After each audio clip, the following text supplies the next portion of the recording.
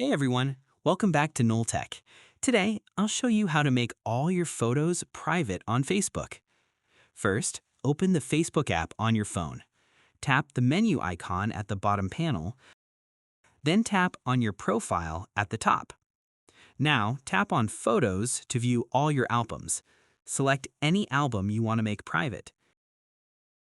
Tap the three dots in the top right corner, then select Edit Album.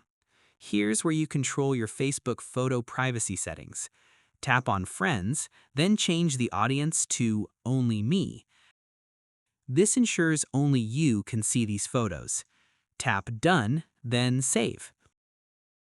You'll notice a lock icon appears under your album name, confirming your album privacy is now set to private. Now, here's the important part.